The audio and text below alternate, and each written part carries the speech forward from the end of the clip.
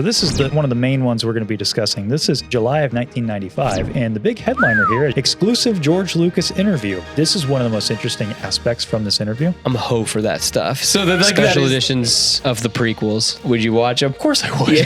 According to Star Wars Insider, what do you think the 5 most evil deeds are in the prequels? I mean, Order 66 got to be number 1. Top 5 evil deeds from the OT, Connor. What do you think? I mean, number 1's got to be destruction of Alderaan. It is not number 1. That's worse than blowing up a whole planet. We're Star Wars Insider. What are you smoking? The Last Supper, the Mona Lisa, the David, the Bass Pro Shops Pyramid, and then Revenge of the Sith. I mean, those are the greatest. There was several times.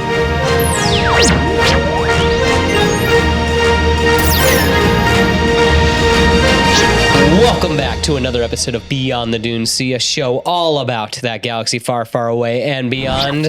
I'm Seth. And I'm Connor. I got that first try. Nailed it. I was really worried. Man, we're going to start calling you Harvey. I was like, I'm going to look like an idiot if this falls out over there. It's a Batman reference. I'm aware. Thank you, Harvey Dent. I was just making sure. Yeah. I've seen a Batman or two. I hope so. Yeah. Who's your favorite Two-Face? My favorite Two-Face? Who's your favorite Two-Face? Wow. Okay. Wasn't it? Yeah, I mean, there's really like 2. I was going to say there's Billy D, but he never gets to be Two-Face. No, he doesn't get to be him. Yeah. And then there's Tommy Lee Jones. Yeah. And then there's Aaron Eckhart. Yeah. I kind of like Aaron Eckhart. Okay. I think he's fun. Gotcha. He plays it kind of straight. Although I really like the one from Arkham City. Yeah. He's great. Yeah. That's probably my favorite. I gotcha. How about you? You got a favorite Two-Face?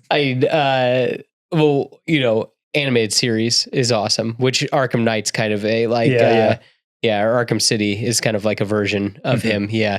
But I don't know, Tommy Lee Jones. He's goofy. He's great. Yeah. So that movie's great. Batman Forever. Yeah. I love that movie. Okay. You don't? It's rough. Like there's things I like about it because I think there's something really cool there. But I don't think we get to see all the coolness, if that makes sense, that it's like, no, we've got to go over to this area. Because I would love to see more of a scarier Riddler. And to see I think what gets me is when they first get to the island and it's like, holy rusted metal, Batman. What? The ground, it's metal. Like, why is that there? Like, don't do that. Then it's like, we can't take him seriously. That was my most rented movie from the video store. Really? Yeah. Batman Forever? Batman Forever. You wanted to be Chris O'Donnell? Wanted to be Robin? I actually thought he was really annoying as a kid. Oh, okay. Funny enough, I really just liked Val Kilmer's Batman? Yeah, I really liked Val Kilmer's Batman. Oh, one deadly death trap. Yeah. Yeah.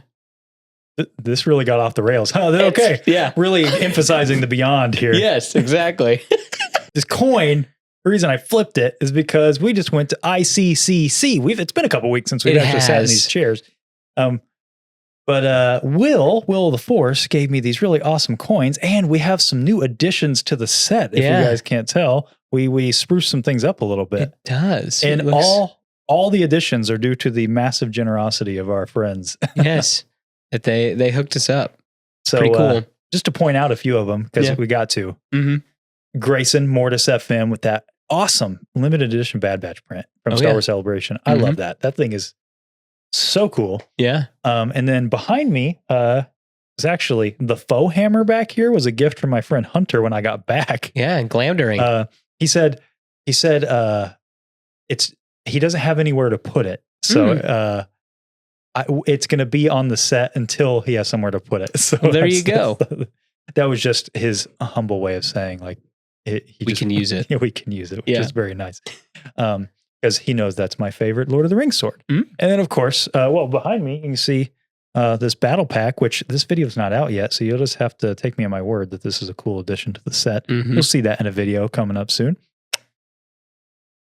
From Seth over here. Yeah. First appearance, Jackson the Rabbit. Yeah, look at that. He's right there. Cover appearance and all. Yeah. Yeah. And pretty crazy. And then, of course, big one here. Oh, yeah. The Clone Wars display back there. Yes. So much fun. That thing is so cool. From the boys. Grayson. Yeah. Very cool. Yeah. So you guys will be seeing sort of the origin story of some of those things and some videos coming up. And Babu Frick's sitting back there too. Yes. We got a little corner going on back there. But so I had a good time at the convention. Did you have a good time? Yeah. I'll tell you what. I guess you know, they probably don't know that like I don't like those things. Those things stress me out really, really, really, really, really bad. Like I was a wreck. Like But yeah, I had a pretty good time. Like it's definitely one of the better cons that I've been to.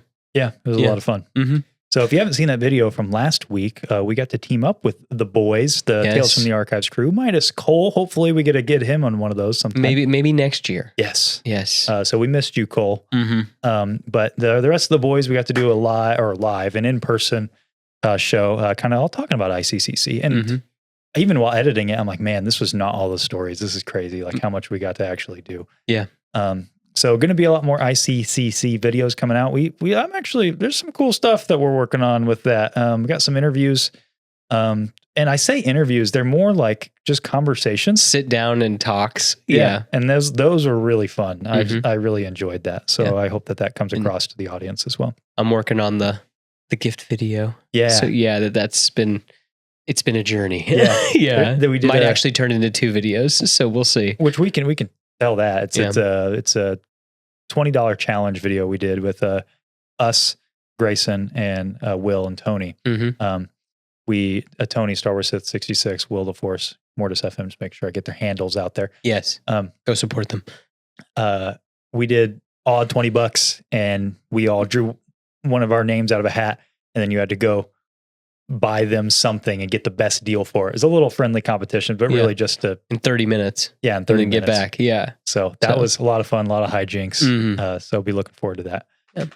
But today, a little bit catch up there because it's been a little while. But today, kind of on theme, we are going behind the scenes. Yeah. I'm pretty excited about this. Yeah.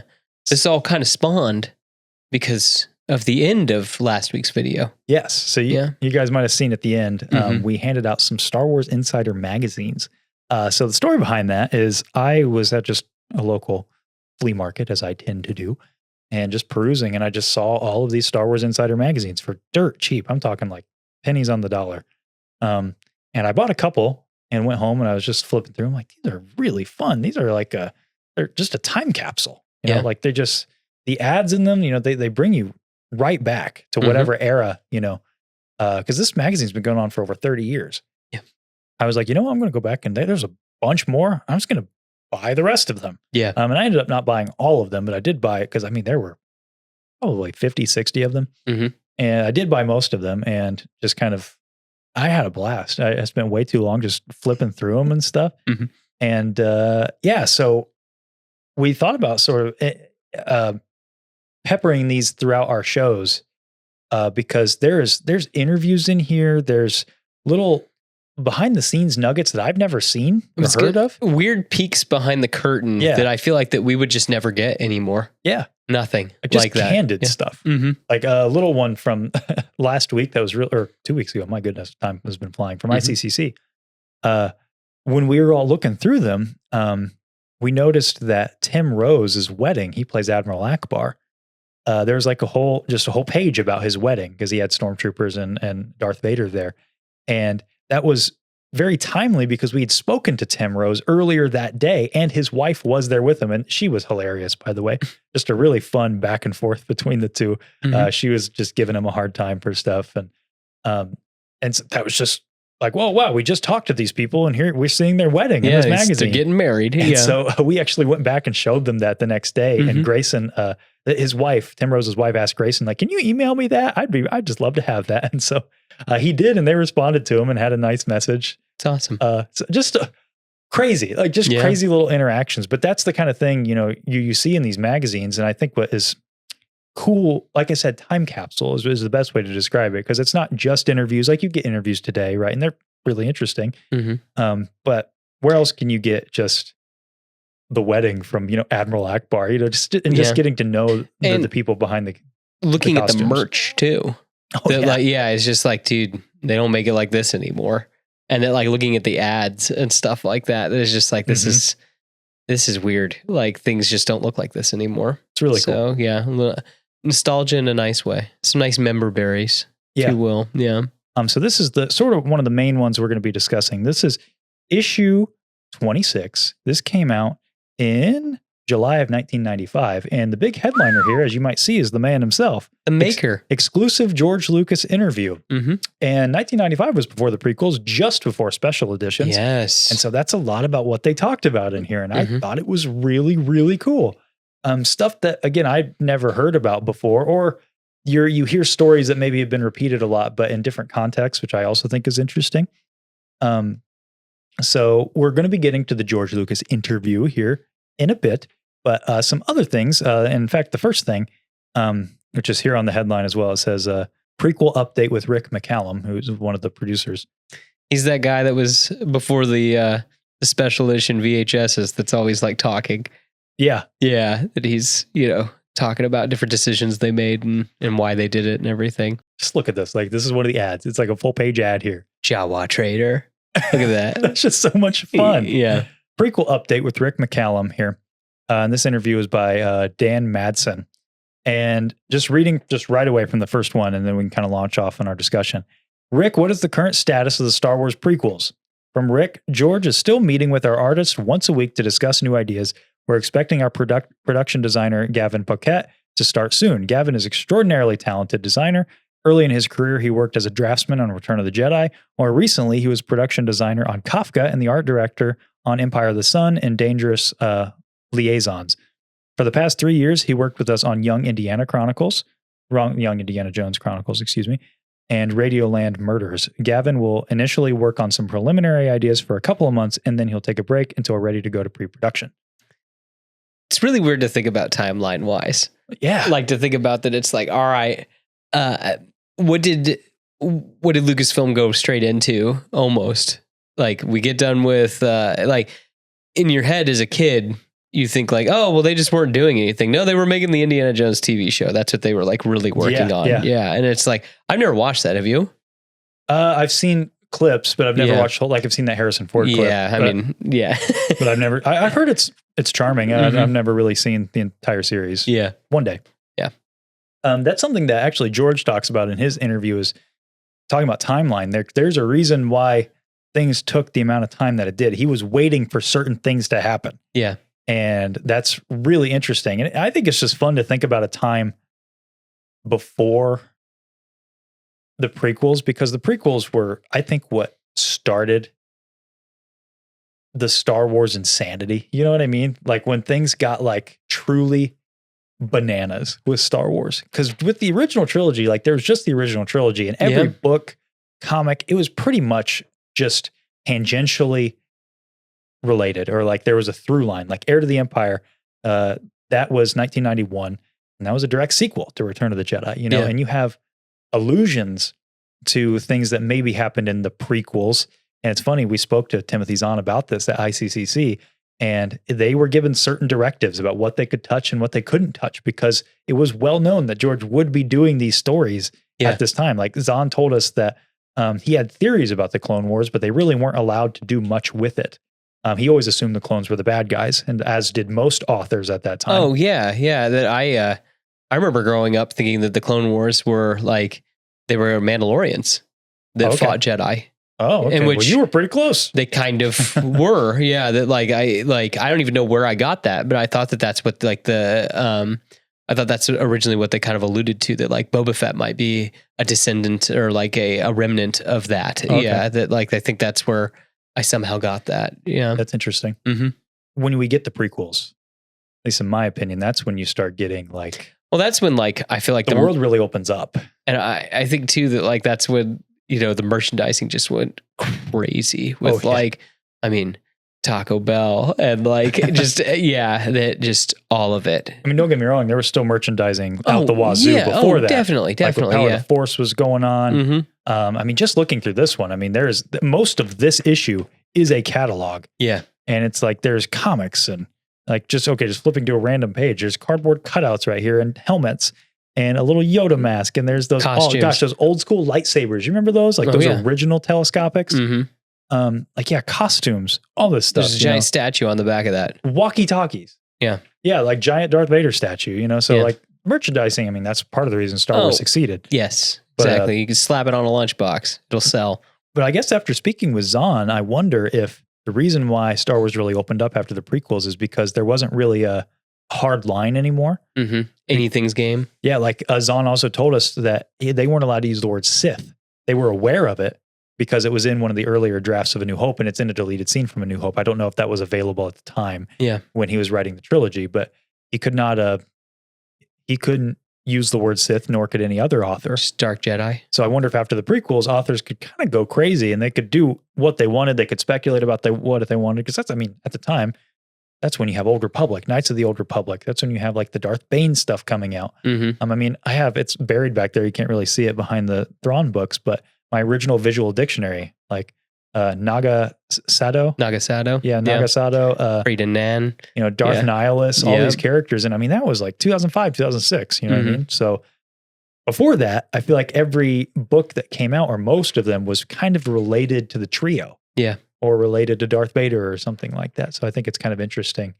The world just kind of exploded. Yeah. So it's fun to think about like a world before the prequels and what that, in the context of Star Wars, what that looked like. What were fans speculating at the time? What was going on? And I think that's really fun. And I know you were one of them. Oh, yes. Yeah. I was. It's weird to think back to those times, because I just remember like running around the playground and just being like, all we had to go off of was the original 3 movies. And then, first hearing about there's going to be another Star Wars movie. And it's like, what? Yeah, there's going to be a whole nother Star Wars movie. Mm-hmm. And it's just, it's weird to think about. Yeah. I distinctly remember talking on the playground about what's it going to be about. And it's like, we know Obi-Wan's going to be young. And like, that was all. Yeah. It would have been a cool time to be a fan. It kind of reminds me of that era, the TLJ, TFA era. Yeah. What's going to happen, or even Crazy before TFA. I remember that. Like what's going to happen. Yeah. That was when I didn't get to join the hype train until a little late in that game with Force Awakens. Cause when I was getting reintroduced to Star Wars. Yeah. Cause I had a little Star Wars hiatus there for many years. But I remember starting to speculate about Kylo Ren. Like, what's he going to be, and it's I think that's one of the most fun places to be as a fan. It's like the unknown. What's going to happen, right? Yeah. I remember people in my circles fighting over. Remember that like charity thing they did, and there was the X-wing sitting behind JJ. He just it was some weird charity announcement he did, and people were fighting over what the X-wing was, whether or not it was an X-wing or a headhunter. Okay, and it was just like, why, guys? Why are you fighting over this? And then, they were like pages and pages on Facebook of comments about about looking at the wings and looking at the engines, and then it's just something all new. That's so much fun. Yeah, that's one of the best parts about being a fan. Yeah, I think. So reading more from Rick here, he goes on for a while to talk a lot about Young Indiana Jones Chronicles. So a lot of the crew from Young Indiana Jones came in to work on the prequels. And keep in mind, this is 95, so this is before production really started. So they're just talking. But that means that the prequels were in, the zeitgeist of Star Wars fans for many, many years. I mean, I know all the way back to Return of the Jedi press tours, Mark and Carrie were talking about, the new ones are going to be out, but we're not going to be in them because they're going back to talk about young Darth Vader. Yeah. I've seen that one interview where that, I think it was even for Empire, where Mark was even talking about oh no, he's got ideas, he's got stories, but they just will be, before all of this. Yeah. And I'm like, that's wild to think about. But, why wouldn't you tell your actors that give them a little bit more backstory and stuff like that? Yeah. I started to read a little bit through the Star Wars archives here by Paul Duncan. Another gift from Will of the Force. These are awesome, by the way. I know that everybody knows these are awesome, but they are awesome. And I'm not very far in right now, but hearing George talk about, he always had kind of a wide scope for his ideas. And I think that that's really a hallmark of a good, some sequels are cash grabs, 100%. And I think on rare occasion, they can still be good.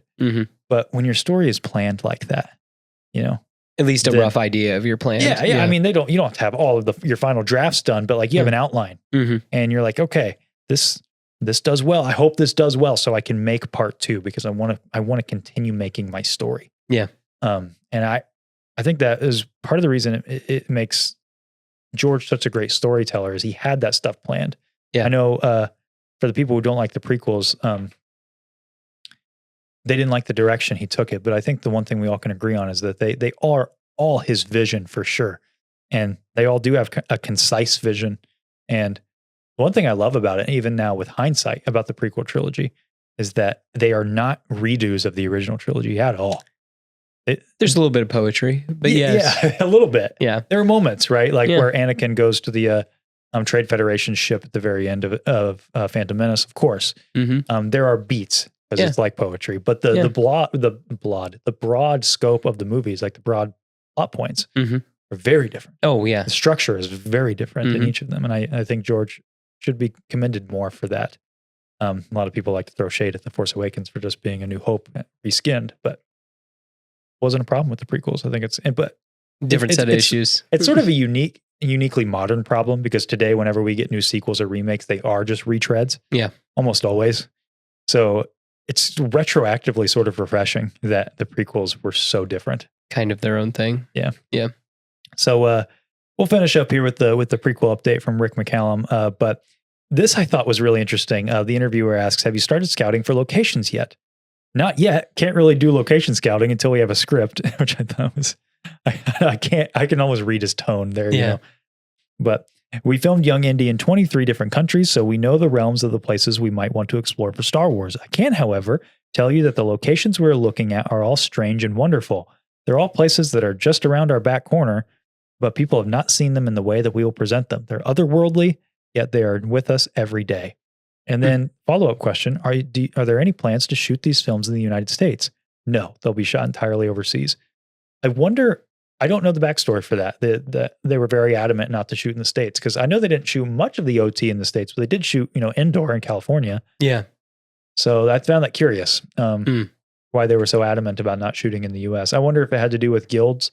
I thought that it had something to do with like him kind of butting heads with the Screen Actors Guilds and stuff like that. Yeah. And then being like, whatever, I'll do it my way. Which I think that's something to his credit, that he's always willing to kind of like, it seems like against the grain. Yeah. It was just like, no, I want to tell my story and I'm going to do it the way I want to do it. Yeah. And I think just don't think we give him enough credit for that.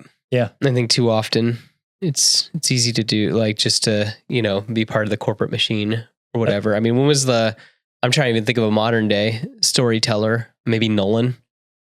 Nolan is a guy who does his own thing. Yeah, that kind of does his own thing. Yeah. But someone who really, like rereading through these, even from his days in film school, like he was doing his own thing instead of his assignments. There's an anecdote in there about one of his first short films. He went against his professor's instructions and did something with voices and sound effects or music, maybe it was. And his professor liked it so much, he submitted it to film festivals. Mm-hmm. It's like, the guy was always adamant about, I'm going to tell it the way I want to tell it. Yeah. But yeah, it's interesting to think about who today. Mm-hmm. I think Nolan's a great pick because he's someone who he's one of the best filmmakers working today. He doesn't have overblown budgets in any of his movies, which I think is commendable as well. Yeah. Trying to think of anybody else. That's a great. I don't know. He's just the one that like came to mind where I'm like, he seems like I always pronounce his name wrong, but Denis Villeneuve. I'm sorry. I know I just butchered that. Is the guy who directed Dune. Oh yeah. I mean, gosh, that guy. Visionary director. Yes. Visionary director. Yes. I think in a different world where IPs were not so rampant, Dune would be this generation Star Wars. Oh, definitely. Like it is that well made. It is that deep. It's cool looking. Which is funny, given that a lot of themes were originally derived from the original Dune novel when it comes to Star Wars. Mm-hmm. Gosh, who else? I think Genndy Tartakovsky deserves a lot of credit. He is definitely a visionary. Yes. I don't know enough about his story to know if he pushed as much. I'm sure it's different because I'm thinking about our like top 10 movies and we had a lot of Spielberg, but I don't know how much Spielberg really pushed. I think Spielberg's just a good filmmaker. Yeah. Does that make sense? Not to give I'm not trying to take anything away from him. Yeah. But I'm just saying that he and George Lucas are different. Well, he made crowd pleasers. Not that he made them against his own creative vision. I just think people Spielberg is almost the standard. Yeah. And to his credit, he is the standard. Yeah. He's a safe choice for studios. Mm-hmm. Whereas you could make that argument though, because when was his last good movie? Oh, I know. It's been a while since he's made a banger. That in my opinion. But he's got the star power. You watch because because you'll just watch it. But I mean, how many directors have that kind of power? Nolan does. Yeah. Can you name, like, what are some of the movies that just came out in theaters? Like that new Transformers movie that's really good. Can you name the director? No. Unfortunately, I don't know the director. I need to try to see that before it leaves theaters because I keep hearing it's awesome. I would say Joker too, but we know how that has turned out. But that's a Todd Phillips, who is a good director, but not really known for his sequels. Yeah. Yeah, it's an interesting thought though. Yeah. Really, just the rest of this article is just talking about the special editions, which they were very excited to be working on. So they had plans just for A New Hope to start. Yeah. To special editionize it? Yeah. Yeah. So I mean, it's the one that has the most stuff changed. Yeah, for sure. Or most things changed, I feel like. Which we'll get to that when we get to George, because I'm going to read the whole George interview because there's just so many interesting things in there. Yeah. But they were planning on shooting the prequels back to back and definitely planning on getting John Williams back for the musical score, which is to the surprise of no one. But I imagine being a fan at the time, because I know how I am when I hear about a new project and I'm like, are they going to get so-and-so back for this? I hope they do. So, shooting all three movies back to back is kind of wild too. The idea of that, because you just said that. Yeah, I don't think they did that. Oh no, they did not. Like it's just crazy to think about. Well, Lord of the Rings did that, and it was awesome. Oh, they did, yes. But granted, Lord of the Rings didn't have these crazy time jumps in it either. Yeah, well, Lord of the Rings also had to be shot that way because there's a lot of studio nonsense going on that way. Yes. Peter Jackson, another guy who that's true, really cut against the grain to make his movies. Yes, and got him the way he wanted them to be. Only given 2 movies to start, so he shot enough for 3, and was like, I'm making 3. You're just gonna have to deal with it. Yeah. So Rick McCallum prequel update. There you go. You just got transported back to 1995, and you were given an update on the prequels. What do you got from yours? So, what'd you bring for show and tell? So, we're talking about a lot of good, right? A lot of fun times in Star Wars, but what about some of the bad? And I'm not talking like the bad guys, right? I'm talking about like the bad deeds in Star Wars. So I found this little like top 15 thing. Which issue is that? This is from Star Wars Insider 113 from December 2009. Wow. Yeah. Well, show the class. What are you doing? He's so bad at show and tell. Look at those guys. It's got Palpy on it and it's got Vader. According to Star Wars Insider, what do you think? I guess I'll just ask you. What do you think the 5 most evil deeds are in the prequels? We'll start with those. The prequel trilogy. What do you think? Order 66 got to be number 1. It is number 1. It is I was wondering if you think any of the other. What are some of the other ones? Okay, so that's definitely bad. Yeah. Other evil deeds in the prequel Number trilogy. 5 is hilarious in my opinion. That I'm just like, that is ridiculous. They probably have one from each movie at least, right? Yes. Okay, so from Phantom Menace, is owning Shmi and Anakin as a slave one of them? No. Wow. Okay. All right. No. So we're shooting pretty high here. It's slavery's all over Star Wars. I mean, like, is it? I mean, what's Jabba the Hutt do to Leia? Yeah. Exactly. Yeah, that's I don't know that it's all over it though. But I mean, it it's pops like up from time to time. Yeah, I mean, like it's like, but I mean, it's part of the underbelly of Star Wars, Connor. It's part of the iceberg. Exactly. Okay. Okay. So Phantom Menace, the pod racer. No, I mean, I was trying to think. What about the pod racer? Like Sebulba. That's number 5. Sebulba sabotages Anakin's pod racer. So they have that as number 5. That's number 5. The whole prequel trilogy, the most evil things that have happened. Yeah, exactly. Okay. Evil deeds.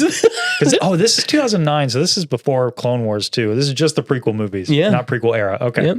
So Attack of the Clones, I mean, putting them in the Geonosian arena has got to be one. Dooku Degree's death in the arena. Yeah, okay. So that's one. Yeah. Okay. All right, so you're almost there. Okay. Gosh. These last 2 are going to be tough. There's got to be another one from Revenge of the Sith. Oh, it's like... there's one I'm really surprised isn't on here. Like, I would have guessed it. Okay. Yeah. I'm trying to think about... It would have been something in Attack of the Clones to give you a hint. The thing I would have put on the list. There, though. It's not on here. There's one. I can give you a hint. There's one from Revenge of the Sith and there's one from Phantom Menace on here. Okay. So Palpatine turning Anakin? Nope, that's not one. Wow. Okay. Evil deeds. I feel like it's just blatantly obvious for Revenge of the Sith and I'm not thinking of it. Anymore, just like inch me toward it. It happens in the first 20 minutes of the movie. First 20 minutes. Oh, so there's nothing that evil that happens in that though. I mean, cutting off Dooku's head? It's Anakin maims and kills Dooku. Is Oh, number they 2. consider that an evil deed? I mean, it's bad, but I don't know that I'd call it he literally evil. he was an unarmed prisoner, literally. Yeah. Yeah. Okay. And then number 4. From Phantom Menace. From Phantom Menace. Killing Qui-Gon. No. Wow. Okay.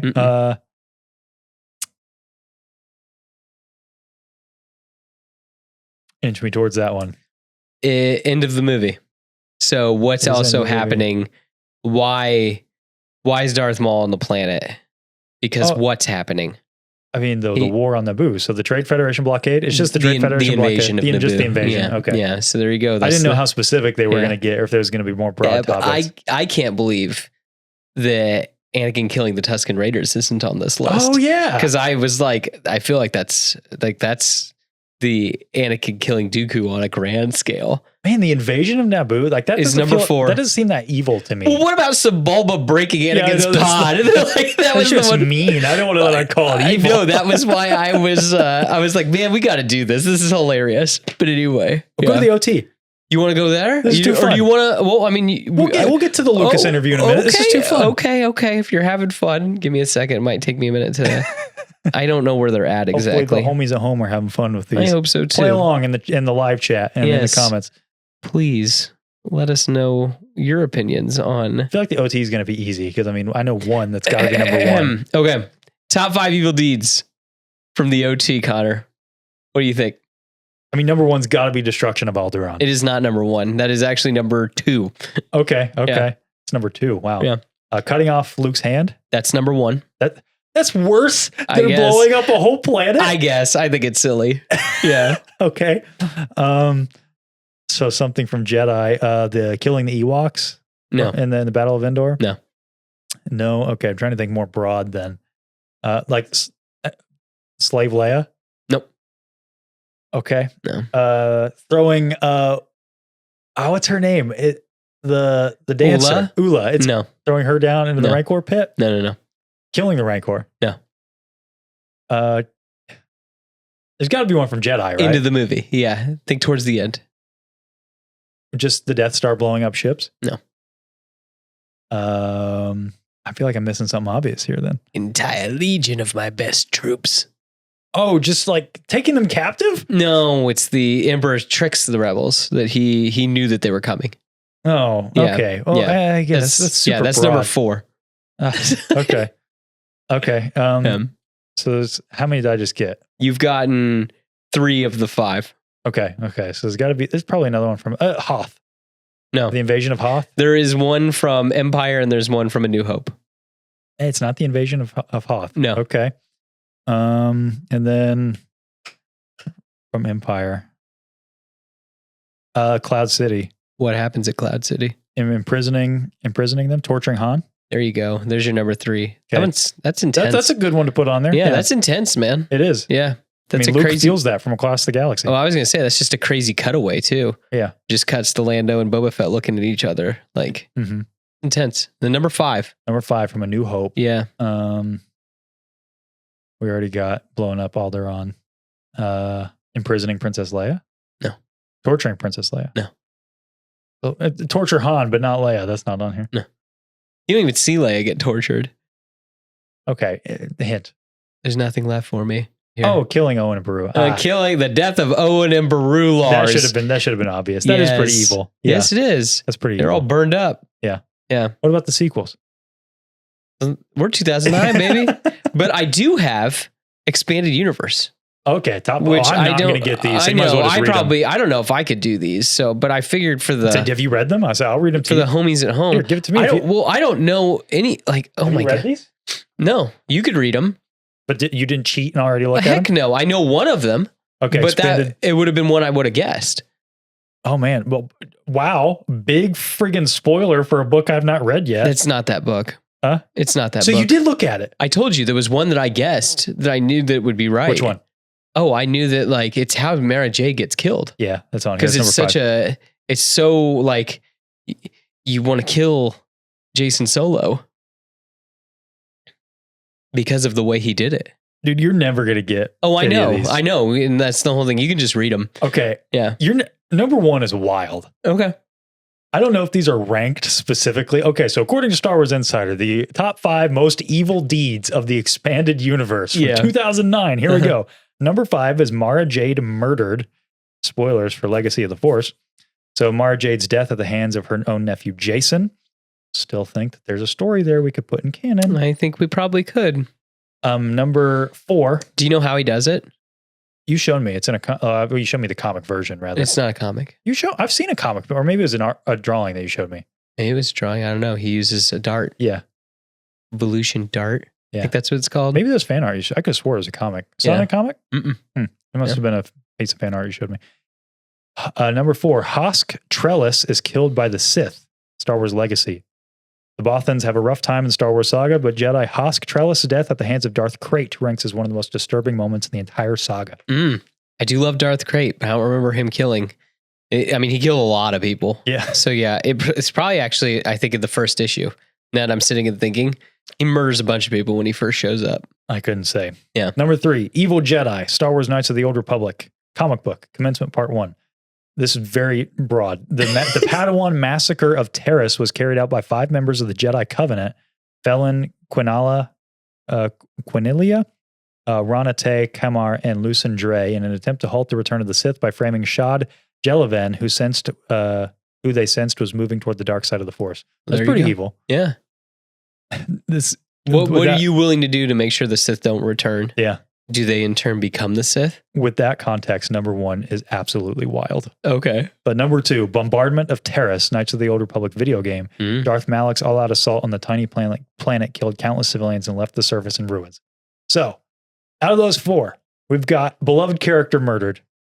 We've got orbital bombardment. An orbital bombardment, a Jedi being brutally killed. Yeah. And then 4 Jedi or 5 Jedi massacring Padawans to prevent the return of the Sith. All pretty evil. That's what I don't mean to be that guy. That's what the Acolyte should have been. Yeah. Think about like spinning the Acolyte to be that. That'd be crazy. It would be kind of crazy. So you know what number 1 is? Can you tell me can you give me No, because you will never guess it. Okay, it's fine then. All right. It is throwing a stormtrooper like a rag doll in the Force Unleashed video game. I'm not joking. That's stupid. That's number 1. It says stupid. Okay, so throwing they do beg, don't they? What? They beg when you have them like spinning, right? Sometimes, yeah. Yeah. But it says, okay, so throwing a stormtrooper around like a rag doll using the Force is a fairly small scale villainy, but torturing the Empire's finest is a variety of ways is a twisted yet fun way to spend your time. That's number 1. So according to Star Wars Insider, that's worse. There you go. Than orbital bombardment and massacring the Padawans. Yes. That was fun. I don't know. I just was like, we should talk about this. Yeah. Okay. Time for the main event. I was going to say meat and potatoes. I mean, enough of Seth's eating Fritos before the meal actually is done cooking. No, that was so fun. I kind of wish there were more. I wish there was a sequel trilogy one. We got to write our own. There are, there are power battles in these. Did you notice any of those where they just pit 2 characters against each other? And I'm just like, Star Wars Insider, what are you smoking?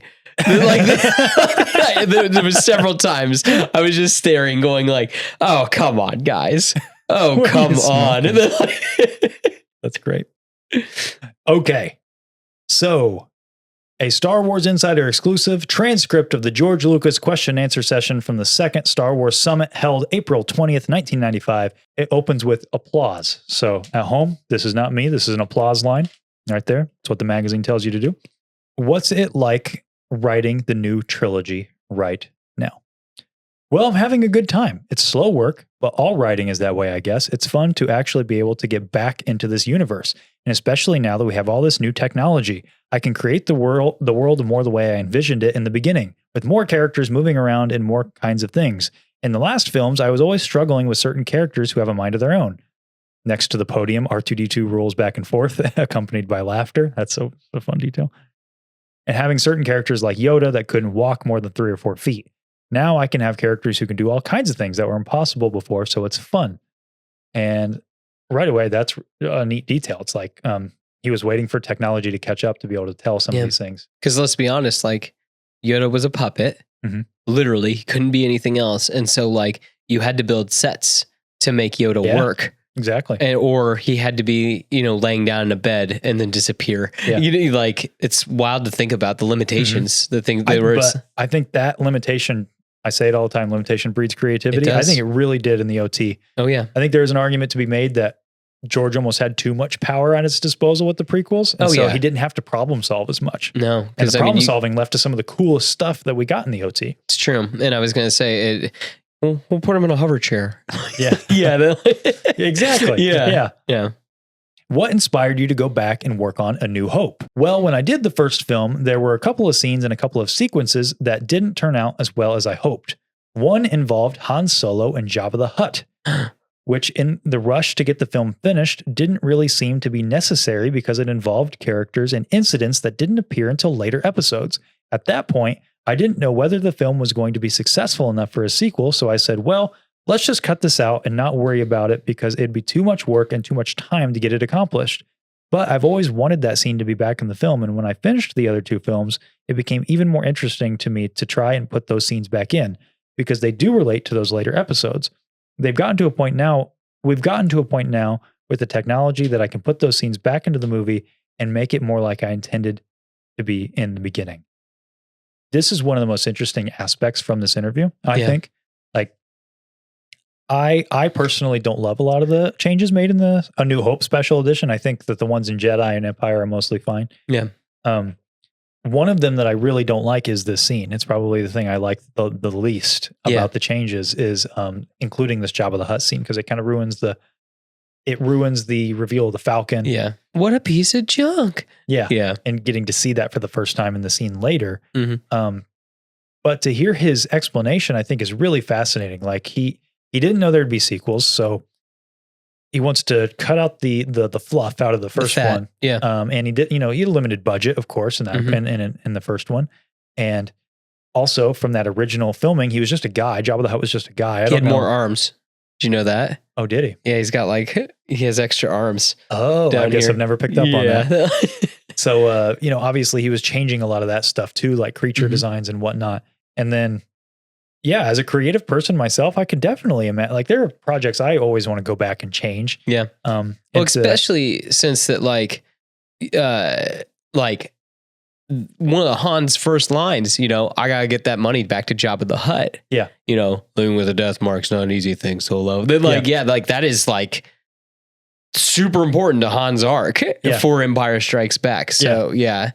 I think there's a great argument to be made that it should be in there and that it shouldn't be in there. Cause I personally, without the scene, I like that line because it's kind of like the Clone Wars line. Yeah. It's world building. It sets some stuff up for Han. And then you get that payoff later in Jedi. Yeah. But to hear it from George, he wanted to have those through lines a little bit more evident, but just had to make executive decisions at the time in order to get his movie made and not knowing if he'd be able to make sequels.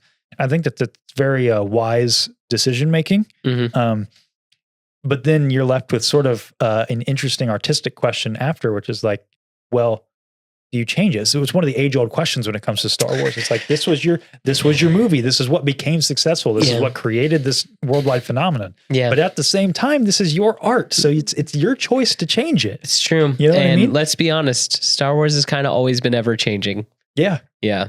So I think that's a really fun artistic debate to have because no one else could do this. Like Disney couldn't go back in and change this. No. But George could, and it may frustrate people. I wouldn't love if, like today, for example, if he's like, you know what? Disney gave him whatever, told him he could do whatever. And he's going to go in and make a massive change to like Revenge of the Sith, which is my favorite. Yeah. I wouldn't like it. Oh, but no. At the same time, I'd be like, but it's your movie. What am I going to do about it? Right. Yeah. But there is an interesting question to be asked. Like special editions came out of the prequels. Let's just do it. Be wild. Would you watch them? Of course I would. Yeah. Because really, I don't think he'd do anything egregious to them. And not that I think he does anything egregious to the OT. Yeah. I think that some of the changes at worst are annoying. Yeah. The one that's the scene I dislike the most, but the singular change from the New Hope special edition that I don't like is that thing walking by the screen when they arrive into Mos Eisley. Yeah. I hate that. Yeah. But again, it's not my art. And I can't blame the guy for wanting to play around with his new technology and play with his toys, but it's like, it's almost a preservation question. It's like, this is what you made. This was the art that got popular.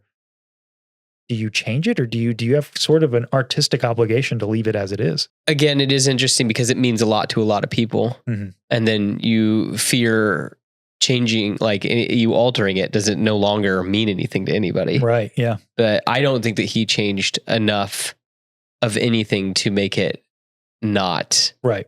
Yeah. That's it means, how I feel yeah. too. Yeah. To make people not fall in love. I like Jedi Rocks. I like the celebration theme. Oh, I do too. I'm not as big on Jedi Rocks, but I do love Victory Celebration. It's awesome. You know who I'm talking to. They just did a Hot Takes Part 2 today. Really? Yeah, Star Wars Time Shows who we're talking about, by the way. Without us? I know. Wow, The guys. The nerve. Well, then I really don't feel bad about saying it. I like celebration theme. Yub nub. Get on out of here. Yeah. Okay, so back to the prequels. The next question is about the prequels. Why did you decide to go back and do episodes 1, 2, and 3? Well, I've always intended to do it. It's just when I finished the first 3, I decided that I needed to take a hiatus. I spent my time building Skywalker Ranch. I started advancing some of the technologies and doing some other kinds of movies that I wanted to do. I worked on Star Wars for 9 years, and I was interested in doing other things for a while. Plus, technology hasn't evolved enough for me to really be able to get back and do what I wanted to do. A lot of issues have gone on the last 10 years that have been issues of perfecting the technology. So that now I can actually make the movie that I want to make. It's frustrating to work in a very limited palette. You could say that in the first 3 films, I worked in a black and white palette, and now I'm able to add a lot more color. I think it'll be much more exciting, and that's what I was waiting for. And again, like that limitation breeding creativity, Yeah. but now he's kind of unleashed. Like it's Lucas interesting. unleashed. Yeah. Like, And- like to think about there, it's like, what are you going to do? I'm going to build myself a giant compound where I can make these things. yeah, Yeah. this just sounds so goofy to compare George to this guy, but he kind of reminds me of Adam Sandler a little bit. You know what I mean? Like where he just wanted to make enough to be able to make silly movies with his buddies. Yeah. Where George had a more, I feel like, art. Not that I don't want to call Adam Sandler an artist, but he was like, you know what? I just want to have the money to get out there and make do my what own I thing. want to make. Yeah. And I think that's what he's doing now. Yeah. Is like, I think that he's making movies and unfortunately we're never going to get to see them. Yeah, fortunately, he said that in one of those interviews back in the Force Awakens days. Yeah. That He's just off doing his own thing. yeah, which you know what? Good for him. I'm Yeah. glad. And but he's building that museum too. That's the other thing he's been. Is working that actually going to happen? on. I mean, it's about done. Where's it at? It's in California. Okay. I had heard that it I was, think. that they had talked about putting it in Chicago. Maybe it's in Chicago. No, I don't know. Correct me we if I'm would've wrong, heard guys. that. I'm Yeah. pretty sure it's in. Gotcha. Every time I look up stuff about George or I see George stuff, it's like, oh, he's still working on his museum. Star Wars Museum, basically. It's like I think it's a filmmaking museum in general. Okay, I don't but like I don't know too much about it. Gotcha. Okay, so the next question here, how will the new special effects affect your filmmaking? Well, as I say, it allows me to have Yoda walk.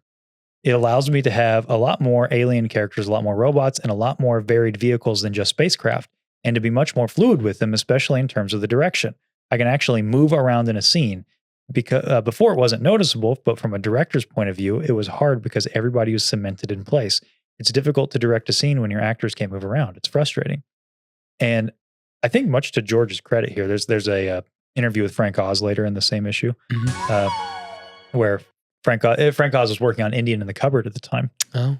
Have you ever seen that movie? Yes, I have. Have you? Of course I have. It's one of my favorite movies as a kid. I can say Darth Vader. Yeah. He makes a little cameo in there. He does. Yeah. So if you didn't know, Frank Oz directed that movie. And he gets asked if he's going to come back and do the voice for Yoda because they're like, hey, I think George is thinking about making him a special effect. And he's like, heck yeah, it's easier for me. I get to be lazy. Yeah. But he later goes on to say, but I do think that it's better for Yoda to be a puppet. And what does George do in episode 1? He is a puppet. So he looked like crap, but he was a puppet. Yeah. do you think that was because the technology wasn't fully there for Yoda? Because he had to be, right? Because Jar Jar was there. It's true. So I wonder what made the final decision to keep Yoda as a puppet. I think that too, that it's like the jump, like, so Jar Jar was an all new character. This wasn't a character that that Uncanny Valley where like, changing him from, but he does look different. So you still have the Uncanny Valley. Oh, he looks horrible. Yeah. He looks weird. oh my gosh. He looks crazy. Yeah. I think He even acts a little crazy. He does. Yeah. He's got like a little, I don't know. His voice is a little Clouded this boy's future is. Like, yeah, like it's the hair. Like it just like yeah. I'd love to hear some more behind the scenes about Yoda in episode 1 because I feel like that character has that sort of zaniness from Empire. Yeah. But he becomes a lot more wise and level-headed when you get to Attack of the Clones and Revenge of the Sith and then in the Clone Wars. But he definitely feels more of that like wacky character. Like that guy. He feels like that guy in episode 1. And even in the delivery of his speech. So there had to have been direction there for sure. Oh, I'm sure. But also, you know, he's talking about with the vehicles and the spaceships being able to fly around. I mean, look at Revenge of the Sith, that opening shot. Yes. So good. But like, it is crazy to think about too. That it's like, you know, we're very limited. R2D2 can only go on this track. Like he can only go this path. Yeah. So everyone's just got to kind of work around that. Like it is nice where it's like, it's all right, guys. R2D2 is just not going to be there, which I know he was there. But a lot more freedom. You need R2D2 to fly around on a little jetpack thing. Exactly. You want to put some gonks in the back? We can put some gonks in the back. There's like, we don't have to build them. Right. Yeah. Next question is the technology you're referring to like what was used to make Jurassic Park? And this is one of the most fascinating things from this interview. Yes, ILM developed a lot of technology and spent a lot of time and money to make it happen. Laughs in parentheses.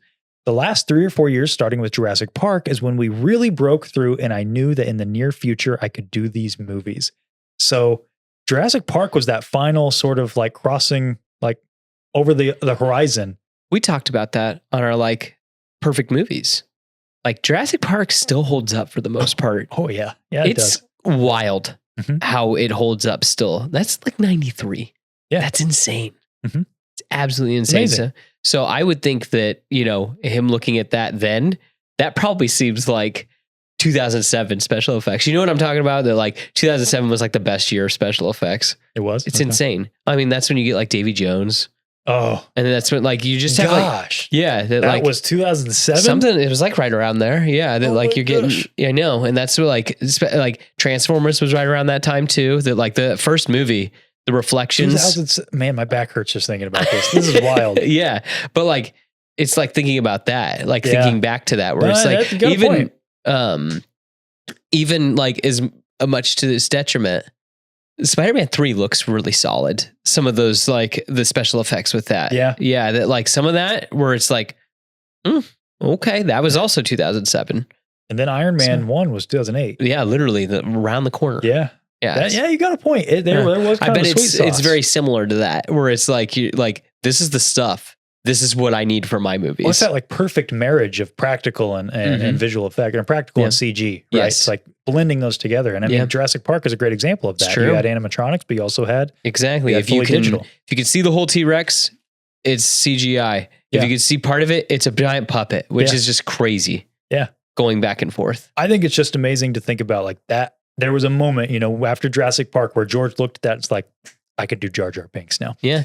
Well, I mean, didn't he helped finish that movie, right? Yeah. Like he worked on it. I mean, there's Spielberg. I mean, I always assume when Spielberg, especially during that era. Like finished that movie with like Kathleen Kennedy, right? Didn't he do the sound mixing and all that? Yeah, there is a story behind that. Yeah, because he had to go make Schindler's List. Yeah. Right. Yeah. So Lucas did finish. You're right. Yes. So like, can you just imagine him sitting there, like looking at this and just being like, I can do it. I can finally make Space Goofy. They're like, I want to be a fly on the wall during that moment, where they're finishing the T-Rex scenes or maybe one of the raptor scenes. Just like, by golly, I think that this is can finally make my crazy amphibious creature. Jar Jar Binks, he's going to be wild. Exactly. All this. Can you imagine? I'm going to have young Obi-Wan Kenobi running around with Jar Jar Binks. It's going to be a hit. It's going to be a hit. It's going to bury your movie, Steven. Where they get a load of me. It's going to be a New Hope and Close Encounters of the Fourth Kind all over again. Exactly. Jurassic Park and a New Hope and Phantom Menace. Yeah. Third Kind, but that's okay.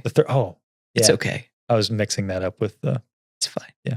Yeah. Close Encounters of the Third Kind. Yeah. I watched that movie at the foot of Devil's Tower on a big projector screen. Really? Do they just show it every night? They do show it every night. I mean, yeah, there's a campground there. Yeah. I'd never seen it before. Oh, it's pretty good. I think it's okay. It's a little boring. Yeah. But it's good. I think there's a reason why Star Wars beat it.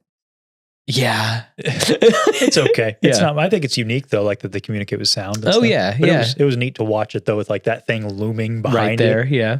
Like, wow. Yeah. In a minute, the aliens are coming. I will, that part where he's making the, with his mashed potatoes where he's making Devil's Tower. Yeah. Like that's still, like I remember watching that and like thinking that like really creeped me out as a kid. Like how like into it he is and everything, and how everyone's like, stop. Like, you know, like the kids are trying to make their dad stop and everything. And like him just, this means something. Yeah. That like, An interesting movie. Yeah. Are you planning to direct any of the new films? I don't know. There's a possibility that I might direct one of them, but I haven't really decided yet. I'm writing them, at least writing the first drafts myself, and I'll probably bring other writers to do second and third drafts. There's a possibility that I'll direct the first one. Spoiler alert, he directed all three. In another world, man. In another world. Yeah, because Ron Howard was up there on the list, Spielberg, and this was all because we talked about it earlier. There's some beef with Screen Actors Guild, like the Directors Guild and stuff, and that's why those directors couldn't come in. Yeah. That's why he had to get a Brit to do for Jedi. Yeah. So he's British, right? I know he was an American. He's British, right? I don't know. I couldn't tell you. I've heard rumor though that like Lucas basically phantom directed most of that movie anyway. Oh yeah. That he was coming in and Jedi? helping. Yes. Yeah. That he was coming in and helping a lot. Yeah. But that's why I think Jedi doesn't have sort of the directorial sharpness of Empire, if you will. No. Because Kirshner was like, oh yeah. I mean, he was the man. Although like there's some sick shots in Jedi, like that part. Oh, like, it's still great. Just that part where the rebels are coming into the into like the briefing room. Like that's just such a sick shot how it's going behind them and then it opens up and then you get all these aliens and stuff like that. It's like, dude, only in Star Wars. Yeah, not to take anything away from Richard Marquand's directing. So I think he does a great job. I just think Empire sort of has a tightness to it, a little bit more. Yeah. A little bit sharper. Yeah. That's all. But it gets to be moody. You know what I mean? Yeah. So I just think it's interesting that George was not planning on directing these and then he directed all of them. Yeah. And you know that Carrie Fisher came in to do passes on the scripts? Really? Yeah, in the prequels. I know that she helped write like with Last Jedi and Rian Johnson and stuff like that she was sitting there that I think that she script doctored a lot of things. That's the word I was looking for. She did a lot of that. Mm-hmm. Are there any plans to go back and revise The Empire Strikes Back and Return of the Jedi as well? I'm looking at those films now, but they don't have the same restrictions that the first film had with the scenes having to be taken out because they were rushed. The first Star Wars film just barely made it into theaters. I'm looking at them to see if there are things that need to be cleaned up or would make me happy. But I'm just starting that process now, so I don't really know. I think this is great because Empire has hardly any changes. Yeah. And really it's just continuity changes for the most part. I mean, yes, there's the Wampa scene that he but that's almost like with what he said, that there was limitations of the time. That like, you know, we can only show its arm. Well, I want to actually show what this thing looks like. Yeah. And then in Jedi, it's similar too, where it's like, in my head, I wanted Jabba's palace to be more of a booming place. Well, now I can do that. Yeah. So can't blame him for that. No, I can't. And I love that this is sort of the reasoning for the special editions is, I mean, he lays it out very clearly in this interview that he really just wanted to tackle A New Hope. And then he had the opportunity. So why not just go back and tinker with the other two? But it was really just to get ahead of these restrictions that he had during the first movie. Yeah. It really, I think a lot of people give George crap for his ego got in the way, or, you know, he couldn't let things go, but he just really wanted to, he had restrictions, he had things in his head and he wanted to get those out. And like, as an artist, I've had that where I'm like, I have an image in my head and I can't get it out because of limitations, whether it's technological or my own creativity or my own talent. Your action figure won't stand up in the crazy. With figure photography or even in filmmaking and stuff like that. You know, it's like, but if now I have limitless resources and I can go back and give it another crack and it's something super successful and it's something that's like, that's lived in the cultural zeitgeist for so long. Heck yeah, why not give it another go? I was going to say, it's something that everybody likes and I like it too. So yeah. I think it's a lot of fun. Mm-hmm. Will any of the characters from episodes 4, 5, and 6 appear in episodes 1, 2, and 3? Asking for some spoilers here. It's the beginning of the story of how everybody got to where they are now.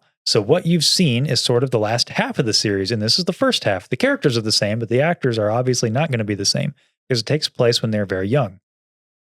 And I'll just keep going because the next few are kind of similar. Are you planning on doing episodes 7, 8, and 9? That I can't think about. I have to get through 1, 2, and 3 in another world. Yeah. So episodes 1, 2, and 3 segue right into A New Hope. Well, kind of. It's a story about Ben Kenobi and Anakin Skywalker and how we get to the point where Obi-Wan Kenobi was waiting in the middle of the desert for something to happen. It's also about how Darth Vader got to be who he is and how the Emperor came to power. It starts out with the Emperor not in power. Then it keeps progressing, and it'll be about a 12-hour movie when it's all finished. It's amazing that even back in 95, like we heard in the beginning, like they were just having meetings. Drafts weren't even done. That's the basic outline. It is. Like that's Palpatine rising to power. Yeah. The creation of Darth Vader. Like, Obi-Wan waiting for Luke. Well, not even the detail about the Emperor not being in power yet. Yeah. You know, and showing that. Mm-hmm. I think that's awesome. And just kind of, there's only a few more questions here. Will the new technology mean there won't be a need for human actors since they can be replaced with digital actors? This is a huge question today. Very relevant. Oh, yeah. That this interview back from 1995. Well, especially even with like prophetic in a way. With AI and stuff That's like what I'm that. saying. Yeah, it's crazy. So George answers, we'll still have a lot of human actors in the film. The digital technology is great for creatures and robots and things that you can't create and can't use actors for. We will use actors for voices, and in the case of digital technology, the animator becomes the actor, using the same craft that the actor uses. The actors are there, they just work in a different manner than we're used to. It's still infinitely cheaper to use an actor than it is to create one. Laughter. And it'll probably always be that way. I think that'll ensure the art of acting for at least the next millennium. How relevant and interesting this conversation is, right? It's like, yeah, I mean, well, he's on the cusp of it at that point. You know what I mean? Who better in like digital technology, you know, at this point? Well, with like the proliferation of AI, I think this is interesting because he makes a distinction here. He says the animator becomes the actor because the animator is an artist, right? Yeah. And like if you're just plugging in prompts away to create the actor, you're not really acting at that point. You're not imbuing the creativity into the character insofar as maybe you're providing a few creative prompts, right? Yeah. I still think that we're a ways away from being able to fully replace, and maybe it's my optimism speaking, but I don't see actors really being replaced by AI I don't think so. In any significant way. I do know that there's like the respeecher stuff with voices. Yeah. Don't really like that. I'm not a huge fan of that. I do know that there are issues going on right now with a lot of actors, which was a large issue with the strike about scanning faces for background acting. Yeah. So because that would be the part of acting that I would be worried about losing. There's a lot of actors who get their start, it's in background acting, and then you really try to get a line, and then once you get a line, then you have to get paid a certain amount, and then your name gets in the credits and all these things. Yeah. So if you're replacing all your background actors with things that look CGI just things. good enough, yeah, right? I mean, perfect example. Look at like it. Maybe it's not 1-to-1, but like in Phantom Menace, those wide shots of the Boonta Eve is just Q-tips, you know, that are painted. It's like they look just good enough as people, right? Yeah. Now, obviously, artists are crafting that. Yeah. So I'm not trying to compare 1-to-1. All I'm saying is that now I can definitely see cutting corners, be like, hey, we really need some movement back here. Yeah. I don't want to pay whatever the day rate is for an extra. I'll just put some AI actors back there. CGI them in. Yeah. CG is one thing, but for AI, I mean, now you're cutting out actors and you're cutting out visual effects artists. And I mean, visual effect artists, that's a whole other conversation. Yeah. But it's a very relevant combo today. I wonder if George could have ever predicted that it would have gotten this far, this fast. Cause you know, it'll probably always be that way. He says, I think that it'll ensure the art of acting for at least the next millennium. I know this sounds crazy, but it almost reminds me of like aviation, how fast that went. Yeah. Yeah. Like it has not been that long since the Wright brothers. I know. Yeah. And it's like, and we're on the moon. Yeah. Like that's crazy. I know. And it's wild. It's weird how like some just things had SpaceX catch that rocket. Did you see that just happen? I did see that. It's crazy. It's amazing. Yes. It is weird that like certain technologies just all of a sudden, boom. And it's just like, what can't it do? It's a logarithmic curve. Yeah. It just shoots up. Mm-hmm. Kind of scary. It is. How old will the main characters be in the new films? talking about, of course, the prequel trilogy. Yeah. In the first film, they're very young, although Obi-Wan is about 30-ish. In episodes 2 and 3, Anakin is around 20. Anakin is about the same age as Luke in episode 4, and Obi-Wan is about 40 then. The second two films take place almost continuously, a couple of years in between. At the end of the third film, Anakin is 22, and Ben is about 42. So A New Hope is about 20 years later when A New Hope is in his 60s. It's amazing that he has that kind of down. That's wild, because that's pretty close. Yeah. Yeah. Anakin was, 23, I think? Yeah. So he's off by a year. Yeah. And I was going to say, I feel like Obi-Wan's younger. Yeah, I think in they aged him episode down just a little 1. bit. Yeah. Yeah. But I mean, you can infer here because he says in the next two, Anakin is 20. Yeah. And he says in the first one, Obi-Wan is 30 and then he'll be 40. So you can, right there, he even knows how old Anakin is, but he's kind of dancing around it. Yeah. I think maybe even he knew that people would be worried about Anakin being a 10-year-old. Yeah. Is your childhood the source for the Star Wars series? That's hard to say because I didn't really get involved in film until I was in college. I didn't even think about film. I was more interested in cars. I became interested in film in college, and then all the stories sort of came out of that. When I was 10 years old, I wanted to drive in Le Mans and Monte Carlo and Indianapolis. That's fun. Again, that's crazy. Like this guy, one of the most influential people in cinema. Yeah. Just got into it in college. Yeah. Almost accidentally. Really ever. Because I mean, like what he's done has like affected a lot of different things. Oh yeah. It's crazy. I think that one of these Star Wars insiders has a great article. We'll have to read it on the show sometime that says that George Lucas is the greatest living artist and that Revenge of the Sith is a masterpiece that will go up there with like the great masterpieces of art throughout history. You got to realize this is also a Star Wars insider. I'm just saying they might have been spitting. It might have been, I mean, straight facts coming out of there. That's all I'm saying. Okay. Revenge of the Sith needs to be right up there with the Mona Lisa. Yeah. Yeah. So that's what I want to see is sometime like 100 years down the road, it's going to be, The Last Supper, the Mona Lisa, David. Yeah. The Bass Pro Shops Pyramid, and then Revenge of the Sith. I mean, those are the greatest pieces of art. You were my brother, Anakin. I loved you. And then the Bass Pro Shop Pyramid, huh? Hey, I think it's one of the greatest pieces of modern architecture. Gotcha. 10th wonder of the world. I got really upset because I thought it was I got that and the Parthenon mixed up that are in, the Parthenon's in Nashville, the recreation of the Parthenon. Yeah. And then the Bass Pro Shops Pyramid is in Memphis. I was going to make the holy pilgrimage to the Bass Pro Shop. You wanted to just go see the Bass Pro Shop. Yeah, but I forgot. I was like, shoot, it's in Memphis, which makes sense. Memphis, Egypt. And my wife was the same thing. Yeah, she was all like, "Where's the pyramid at?" Because we drove past that Bass Pro Shop on the way in. That was in the old Opry. Yeah. And she's like, "Wait, where's the pyramid?" I'm like, "I don't think that's here." Yeah. So yeah, it's in Memphis. One day we'll have to. Maybe you and I need to trek there. Yeah. To go to the Bass Pro Shop. Walk like Frodo and Sam to the Bass Pro Shop. Climb to the peak and drop some lure, some bait and tackle off the side. Exactly. Yeah. Maybe that's our movie. That's it. That's Beyond the Dune Sea, the movie. Dude, that'd be so out of left field, but that'd be so fun. We have to walk to the Bass Pro Shop. Pro Shop's pyramid.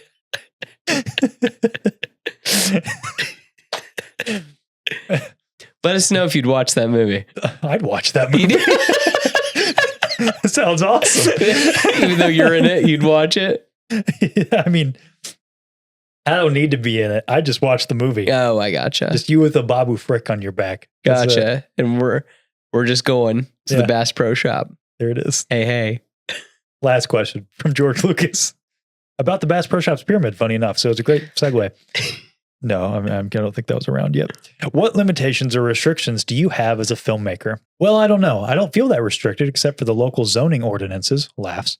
But for me and the company, my ambitions are slightly different from other people's. I'm not out to make 50 movies a year. I've been able pretty much to put together whatever I've wanted to do artistically. I've got plenty of movies to do. I just don't have a lot of time to do them. I wish I could live more than 150 years. That's interesting, because he really hasn't made a ton of stuff, but the stuff he has made, pretty consequential. Yeah. But that's that interview. And what a fun one. I think it's just, I think it's neat, not only because it's George Lucas, but it's just that era. Yeah. Right. Special editions before the prequel trilogy and kind of hearing his thought process and where he's at with that. And it's interesting that it's like, the idea was there for Star Wars. It's always been there. Yeah. You had the skeleton there. I know. Yeah. Yeah. It's crazy. I think it's awesome. Yeah. It's cool. Just it's frozen in time, you know? Yeah. Like this guy's thought process. And that's what's cool about these Star Wars insiders is that, you know, Well, for a franchise that we love so much, you can go through here, you can see interviews and stuff, and they're all just sort of frozen in that period of time. And it shows too that like, you know, a lot didn't really change. A lot did change, but like, you know, he had a plan. He stuck to it. And I think that's pretty cool. That is awesome. Yeah. So I think it's about time we hear from the homies at home in the fan segment.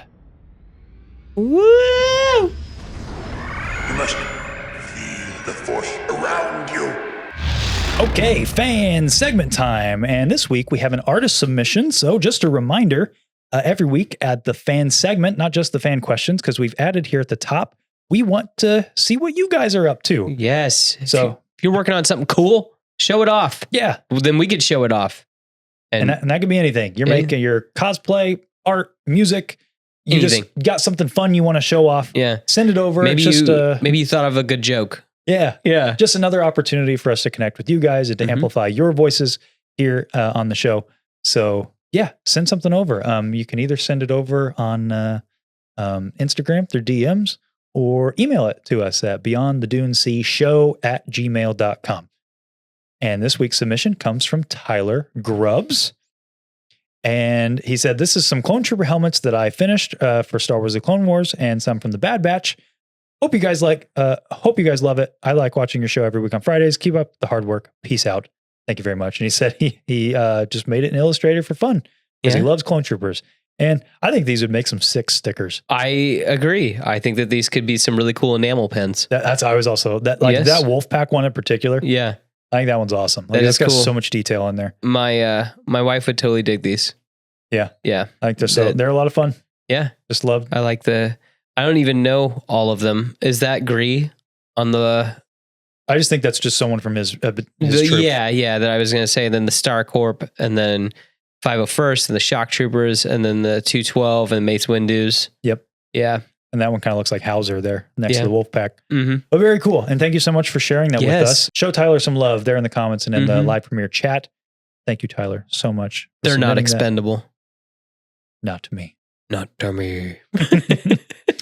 All right, fan question time. You guys know the drill. Every week I put up a prompt on Instagram asking you guys the topic of the week. This one I left it a little open-ended because it's been a little while since we've heard from you guys, but I kind of teed up a little bit about behind the scenes because we're talking a little bit more about behind the scenes today.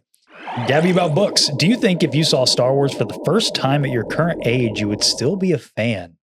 Personally, I think that's tough because it's like... Yeah, because like, okay, Gabby, in this fantasy world you've created, are you upping all the special effects and everything to be with the time?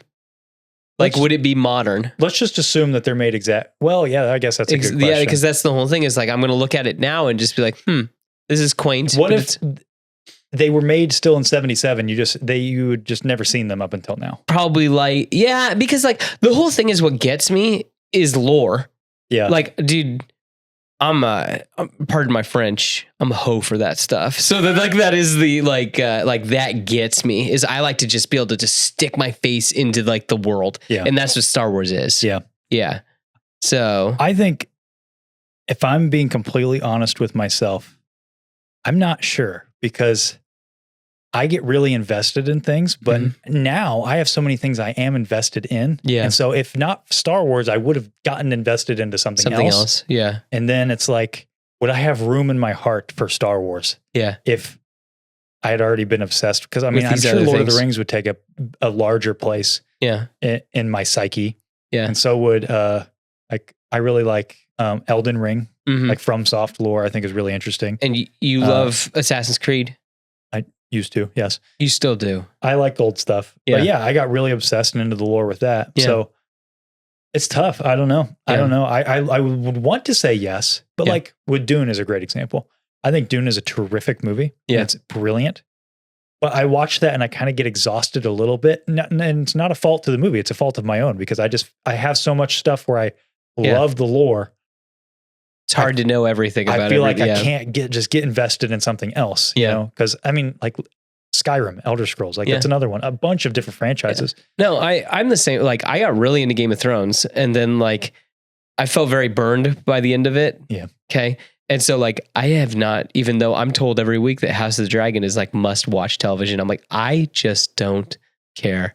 I've read the book, the Dance with Dragons book. Like I just don't care. Yeah. So yeah, I get you. That's how I feel about Game of Thrones. Yeah. Well, also because I know it ends poorly, but I just don't know that I have it in me to dedicate care about that much. another just massive franchise. You know what I mean?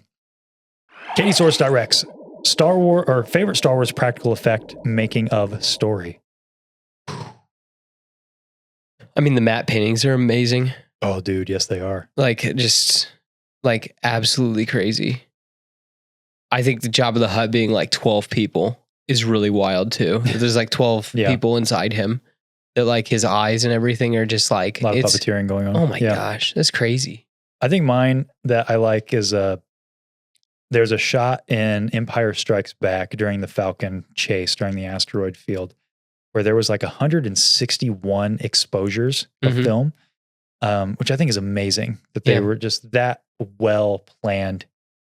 Because it's not like today where when we make our intros and stuff, we use green screen. I can add elements, take them out. I can kind of do it on the fly. Yeah, and I don't have to sit there and meticulously think about how it's going to have to look. But 161 exposures, those had to be planned. Those had to be motion rigged. All those things, and a lot of those asteroids were potatoes, and I think that's fun. I do love that shot where Wedge and the Falcon enter the second Death Star. That 13 seconds where they're weaving back and forth, because like that's all practical. Like, oh my gosh, that still looks amazing. And especially how it just cuts back in and they're like weaving it and then boom, then they fly down into it. Like I'm just like, I'm here for that. Dude, there you go. I need that. We're going to the Bass Pro Shop, and then we also need to do that. And then like we're gonna do that into the Bass Pro Shop. Fly into the pyramid. That is like Also from Katie, what do you do to make Beyond the Dune Sea feel fun for you to avoid burnout? Do you want to take this first? Sure, I could go first. Yeah. So for me, the way I work creatively, I'm very technical about things. When it comes to I sort of a blend between the creative and the technical side, and I have to have the structure in order to be creative. So if I don't have that structure, then I will just never get anything done. Like I'm not gonna lie to you guys, it's hard for me to finish some of our other videos that's not main show stuff, because it's just difficult to you got to make the time, you got, all this stuff. And I have a certain standards of quality that I want to meet, or with the show, it's every week. We film a certain day, we film at a certain time, we have a certain structure to it. I have an editing process. And so it's that technical process that allows me to be creative. And I think that has enabled me to be creative in ways that otherwise I would not be. Gotcha. So I think that I don't have burnout because I don't have time to have burnout, is the best way to say it. Not to say that won't ever come. I'm sure it could, but we try to keep our topics I think the main thing that we do that I appreciate that doesn't that others don't do. Well, not necessarily that so much. It's just that I think really works for us is we're not topical. Of course, we talk about the new shows when they're out, but we kind of play to the beat of our own drum, and we hope that people are here for it and they like the stuff that we're talking about. Yeah. But because of that, we can just talk about Star Wars Insider for an hour and a half. Yeah. Or we can talk about Solo 7 years after it's been released. Yeah. Or we'll jump into Gendy Tartakovsky's Clone Wars, or we'll jump into, the trivia stuff that we've done, or the tier list. We love doing the tier list. That's what keeps it fresh for me, is any week we can do anything. And that's really fun. Yeah. And to be honest with you, the times I feel burnout so far in the year we've done the show is during the times where we have a show to watch. Yeah. Like Acolyte, I was really feeling it toward the end, and Bad Batch, kind of feeling it toward the end. Has nothing to do with those shows. It's just, I felt like kind of married to that. Yeah. We were in a box, Yeah. So that's me. How about you? I mean, I know this is going to sound cheesy, but they don't know. I've got a whole, my little gallery of things that you'll send me, because I don't do any of the Beyond the Dune Sea social media or whatever. Yeah. But you'll send me a nice message or something like that. And it's just it's like Dune sees more than us. There's all kinds of Duners out beyond the Dune Sea. Yeah. And so that definitely keeps me going, where I'm just like, and, I mean, like this isn't possible without you. You know what I mean? That like, yeah, I play a part of it, but I mean, like, I might be you've called me the heart of the show. You're the ligaments and the muscles and the tendons and everything else that like go with it. Like that is, and I'm not just saying that. I mean, like you have I've made movies, right? That was part of why we started talking and stuff like that. But I mean, you have a technical prowess that is just like far beyond anything that I could do. Or like, so yeah, that you're just like, cause it'll be like, I come up with a stupid idea and you're like, that is stupid, but wait, I think we could do that. That like, yeah. And it's like, it was just a stupid idea. You know what I mean? Yeah. That like, yeah. So yeah, that's what keeps me going is like, I like, it's you guys. And then two, to be able to come up with like crazy crap to do with you and push each other to our limits, basically. Well, I mean, that's like what started this. I mean, talking about the creative, I would not have an opportunity to be creative if not for you pushing me to do it. Yeah. Because now I'm sort of locked into this cycle, which I'm not saying that as a negative thing. It's fantastic. I like that so much. And I would not have done it without, I often call you the heart of the show because you are the heart of the show. Yeah.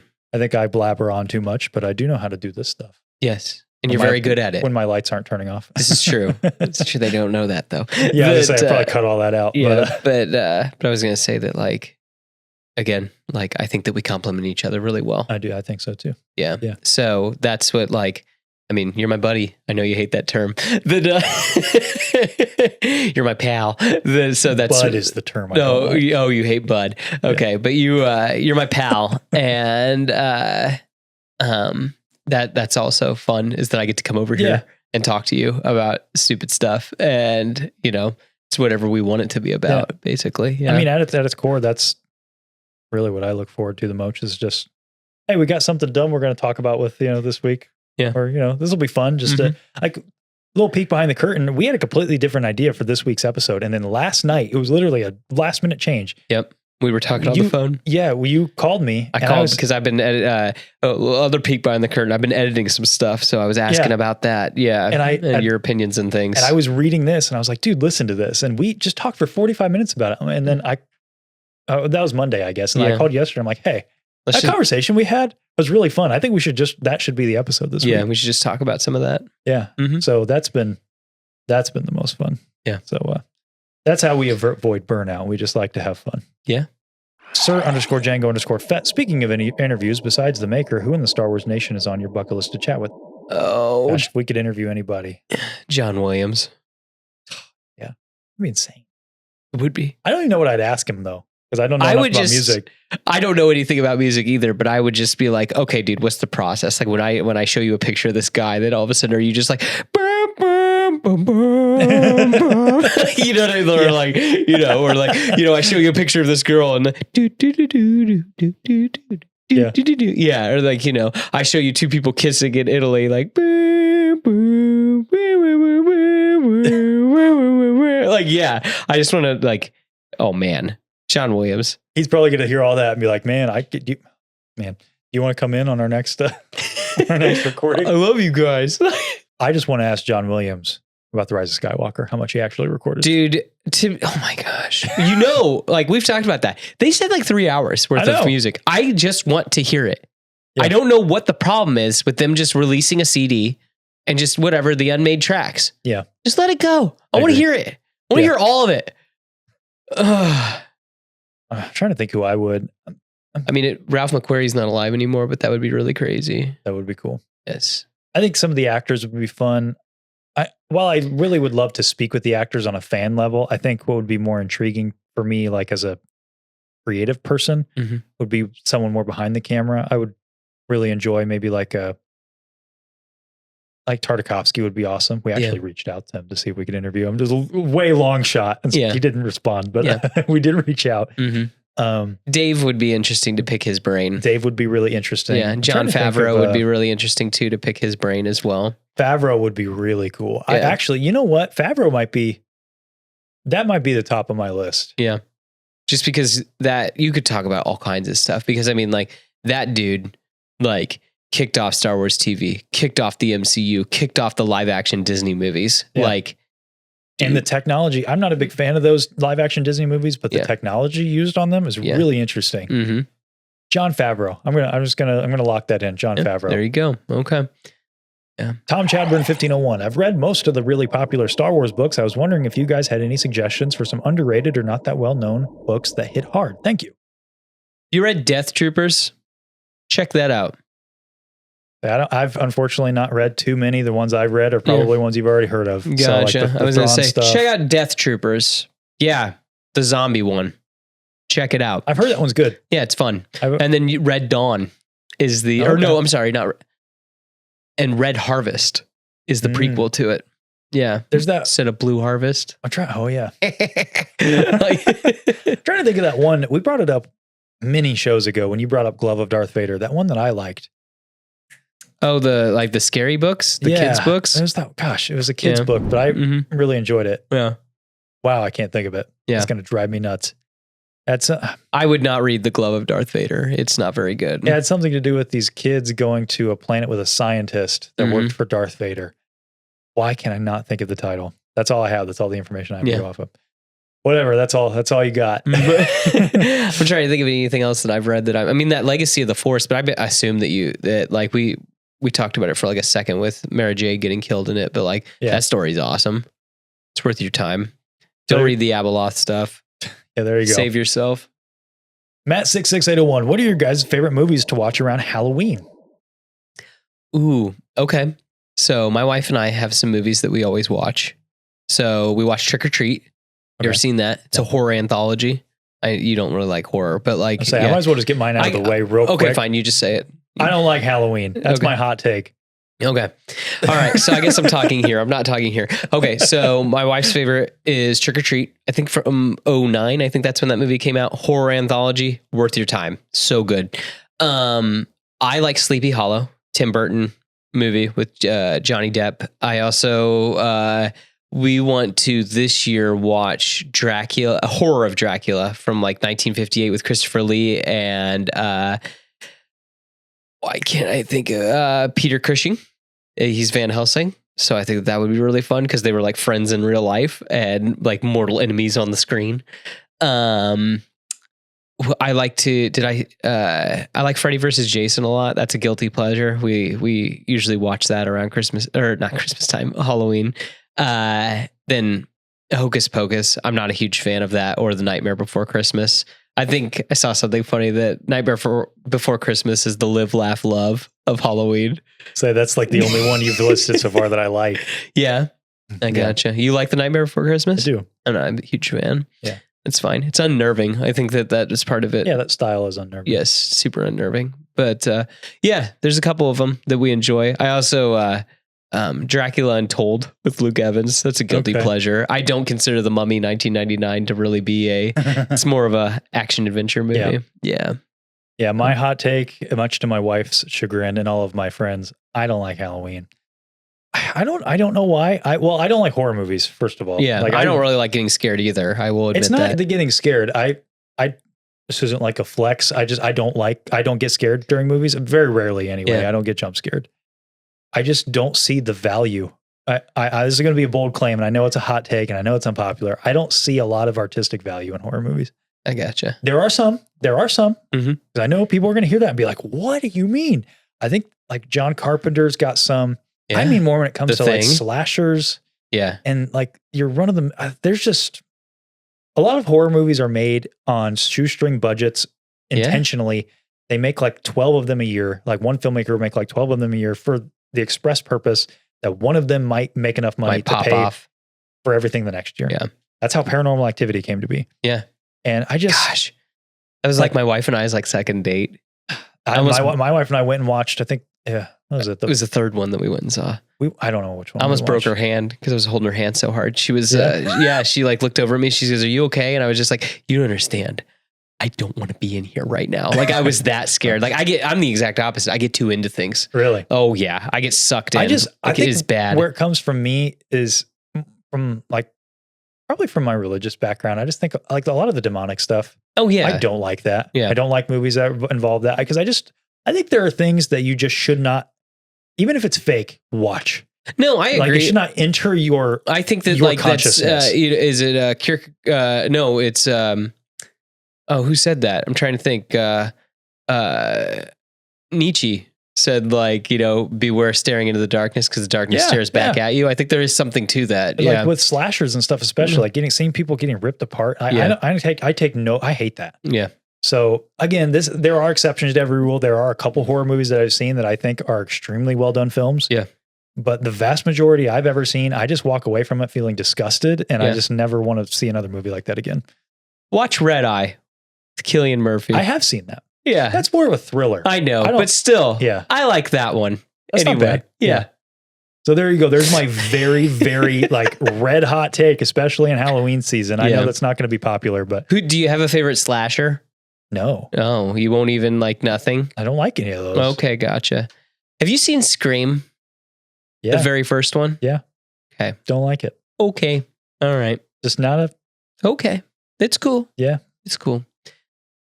Yeah. It's fine. I mean, yeah, no, it's I just fine. know I'm like, man, I'm going to get absolutely raked over the coals for this take. Like this. It's cool. I mean, you can, you like what you like. All my friends give me crap for it, but I gotcha. That is one of my hotter like movie takes. I really don't like horror movies. You don't see the value in horror. Yeah. Okay. I really don't. Like I said, there's the rare exception. Yeah. I do think there was that one Talk to Me that just came out not long ago. I didn't see it, but I was reading and a lot of my friends had seen it. And I was like, all right. There's some value to that one. Personal, very subjective. I understand, but that's just kind of where I fall on it. Okay. Noah Belante, what's your favorite outfit in all of Star Wars? Oh my gosh. Can I name a couple? Like, I like Han Solo. I think my favorite. I know this is gonna sound sacrilegious. From Solo. Yeah, I really like that outfit. Yeah. Yes, I really like that outfit. Kylo Ren from Force Awakens looks amazing. I think Anakin from Episode 3 looks awesome with the darker tunic. Yeah. I think Luke looks awesome at the beginning of Return of the Jedi. Like I like him with the Jedi robes. Yeah. He's got like the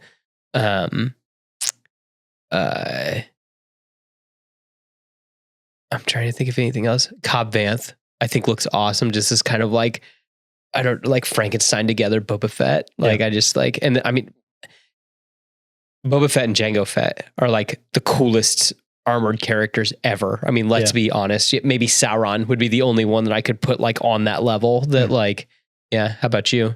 I mean, I feel like it's cheating to say Darth Vader. So, I mean, he's amazing too, but I was trying to think of like outfits. I like Luke's at the end of Return of the Jedi. I love it at the beginning as well. Mm-hmm. I love it at his outfit at the end of Return of the Jedi. And then Slave Leia. I know. That's the one I was thinking of. I really like Anakin and Obi-Wan's Clone Wars armor too. See, I hate that. You don't like it? I'm not a big fan of that. I just don't. I like them just as, because I think it's because, they're guardians of peace. They're warrior monks. Well, yeah, I think but that's the point. That's the subtext I to that. know, I get that. But then also I just don't really like that. Like Anakin's is just Darth Vader's like plate over his chest. Yeah, it's a little on the nose. Yeah, exactly. And I think too that like that comes from like Gendy. Like I think that was a cool thing for Obi-Wan to have. Yeah. That he had like the, he wore the clone armor for that one fight. Like knights wear armor. That's kind of how I always saw it. I gotcha. Jedi Knights. Yeah. Lore on Mandalore. Do you think we're getting another Kenobi season 2 or should it be a movie? They keep talking like, I don't know, man. They've been the biggest push toward maybe it's happening. Just happened recently with Ewan McGregor saying they're exploring ideas for a season 2. Yeah. Whether it should be a movie, I almost wonder if it's sort of baked in that it's got to be a show still. I think it's got to be a show because I mean they want to keep Disney Plus going, so they're going to need ideas. I mean, for even the people who didn't like Kenobi had some great viewership. It did well. Yeah. So I think the season 2 would be great. I just hope that they follow Stuart Beatty's Steven Stewart. I don't remember the original Kind of like a writer. spiritual journey Yeah. for season 2. Spiritual journey for season 2. Yeah. I don't want him and Darth Vader to meet again. I would love for Darth Vader to be in it. I almost would like them to have sort of like a Parallel stories. Yeah. But never touching. Yeah. where you have Palpatine torturing Vader, but then Qui-Gon elevating Obi-Wan. Yeah. It'd be awesome. Yeah. That like going like this, making Vader fall even further And raising Obi-Wan up. Yeah. Yeah. I love it. It's poetry. So I think they rhyme. Well, I think it should have been a movie. I think that because the first season is a show, I think it'd be a weird pivot. If you trim the fat, but I mean, they're doing it with Mando. Yeah. That's true. They are doing it. I don't know. Like in a perfect world, sure, I would love a movie. Yeah. But get Commander Cody back up in there. Yes. Yeah. Why not? 100%. Yep. Star.wars.nerd00. Have you ever read the archives books by Paul Duncan? Lots of awesome BTS concepts and interviews. Just started them. Thank you, Will of the Force. Yes, they are very cool. Julie Fotieff Weber. Hope I said that right. Do you think we'll get to see any more Padme in live TV, movies, or animation? She keeps kind of hinting that she wants to come back. I'd be down. That Obi-Wan season 2, perfect place for some flashbacks. Taika Waititi asked her if she'd be in his Star Wars movie. Yeah, I know. And I don't think I've ever been more mad at an individual. Yeah. Yeah. They're like, yeah, that was silly. Yes. She's like, yeah, I was in them, you idiot. Star Wars Sith 66, our good friend Tony. What was your favorite thing about ICCC that you didn't expect? This is going to sound cheesy, but those guys. Like, I've said it before, but like, even in real life, you only get like 30% of a person, really, maybe 40 if you're lucky. That like, I feel like I show you like behind closed doors, I show like more, you know what I mean? Mm-hmm. Yeah. That it's like, and then like going through TV or the internet, it's 15 at best, maybe of like what, so like, I didn't know what to expect from them meeting them for the first time. Like I was legitimately like, I was very nervous about that as well. Just going like, what if we don't get along? Like, what if like, like it's like, what if it's all business and like, they don't want to, or what if like I'm annoying, or what if they annoy me, or like, like it's just, weird things that go through their mind or your mind. And it's just like the fact that we all vibed. I was just like, it was crazy. Like put me at peace. Like I was just like, thank God that like, cause I was so scared about that. I was like, you and I work together, but like, what if you work together with them better? And it's like, that kind of stuff was like, I'm serious. I don't know. Just like spiraling. Yeah, I did. It's bad. I do that. And it's just like, I get in my own head about things. And so like, that was my favorite part. It was just that like the fact that we all got along and the fact that we went on stupid little adventures and that it's like, I can't wait to the next adventure because there's gotta be something that we'll all go to at the same time. Oh yeah. I'm looking forward to it. To get the, playing some Star Wars Unlimited. I didn't expect to do that. How about that? I figured I'd talk about it. I thought about bringing my cards, but I didn't bring them. Yeah. So, I also loved, obviously, meeting all those guys, but to give a different answer, that I didn't expect was just the being able to talk with people so closely. Yeah. Like Timothy Zahn, Mark Thompson, Aiden Cook, Tim Rose, just being able to chat with them for as long as you wanted. Yep. And they were interested in talking with you, and that was what I didn't expect. Cause I've been to cons where you get your 30 seconds and that's it. Move along. Yeah. Move along. Now that you say that, like what you said, like I didn't expect how well we would all kind of get along. I joked with you after I left. I'm like, man, I'm kind of bummed. Like I kind of wish we all lived closer. Yeah. So we could just hang out. You know what I mean? Cause we just hung out. We're going to bookstores and stuff. Gosh, that was fun. That wasn't about the content. No, not at all. That's great. I mean, great point. It wasn't all business. No. We just went like, I was afraid that it was going to be like business or whatever. Yeah. It wasn't. We just went looking for bookstores and just chilling, like on a little road trip, just talking and joking. And we were like old friends. And in a way we are, because we talk almost daily in our group chat, you know, so that was really cool. Final question from Josh Frice. Seth, it's for you. What? How did the prequels compare to what you thought they were going to be like? I'm talking about the 90s when we didn't have a whole lot of new Star Wars content. Oh, gosh.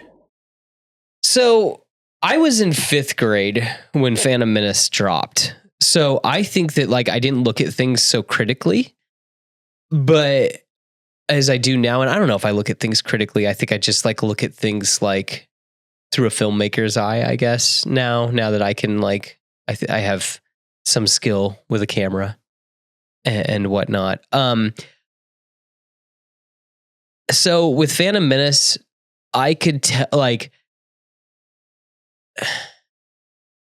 it was so weird because I remember like having this conversation with people being like, they weren't the other ones, but like this new thing wasn't bad, if that makes sense.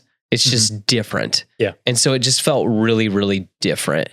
And so does that kind of answer his question? What was the question exactly? He was That, like, asking you, like, did they meet your expectations for what you thought they were going to be before? Yeah, and I was still pretty little that I didn't really know what to expect really from them. You get like think about watching Phantom Menace as a kid, like that pod race scene's real loud and crazy, and then like you got the that final battle is pretty crazy too. That like I feel like it ticks. That movie's so odd because like that movie ticks a lot of the Star Wars boxes. But like, I think that we've talked about, it doesn't really have a main character. And I think that really hurts it. And you kind of got to be in the mood for it. And you got to kind of be in the mood for it because, you know, trade discussions and whatnot. And, but yeah, that I will say Revenge of the Sith lived up to the hype because I saw that a couple times in the theater. I remember liking Attack of the Clones more than Phantom Menace. I remember that distinctly. Being like, okay, I think this was a step in the right direction. Like this is better, but Attack of the Clones is closer to the original trilogy. So yeah, gotcha. I don't know. That was a while ago. That like I'm trying to again distinctly remember thinking that like yeah, this is cool, but it's different, and I don't know if I like it that it's different.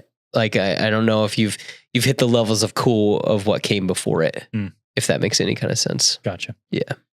Awesome. Well, that was a lot of fun talking about some Star Wars Insider. We might be bringing these back from time to time, talk about them. Maybe we'll do a little Star Wars Insider section on some of the lighter show episodes. Yeah. That was a lot of fun. So next week, the board's coming back, guys. It's coming back. Lightsaber hilt tier list. That's gonna be so much fun because who doesn't love lightsaber hilts? It's true. And if you have, I saw your laser sword. Yeah, we love the tier list. We know you guys too. So this is going to be kind of just a fun one to have some fun. We have a bigger tier list that we're working on here. Hopefully before Skeleton Crew is our goal. So that's going to be next week. We have pivoted a little bit from I know we gave a tease for some episodes to come a few weeks ago. We're kind of moving some things around. So that's the only, they're coming. That's the only tease we have for right now is just lightsaber tier list next week and then beyond. And then, we're also working on some of that beyond content. Yes. Yeah. We're working on some ICCC stuff. Yeah. We're working on that kind of stuff. Interviews and whatnot. Yes. So keep an eye out for that. Yes. It's coming.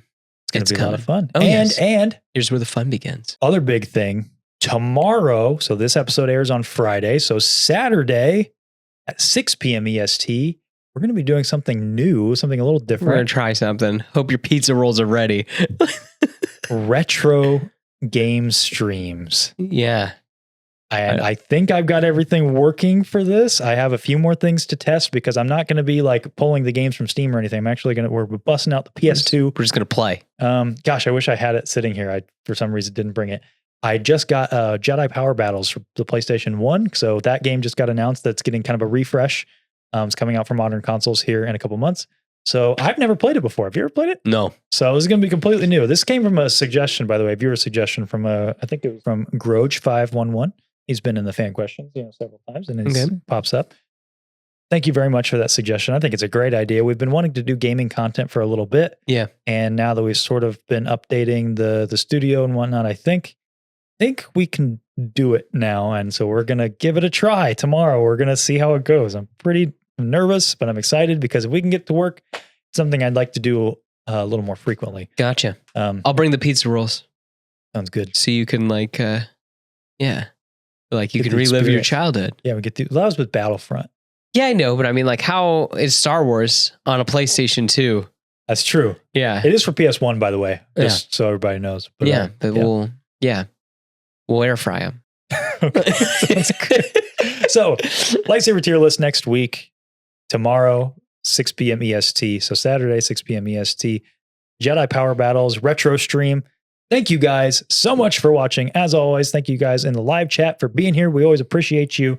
We'll see you guys tomorrow, 6 p.m. EST. And next week, it's the same Dune time. It's the same Dune channel. It's Dune time. We'll see you next week.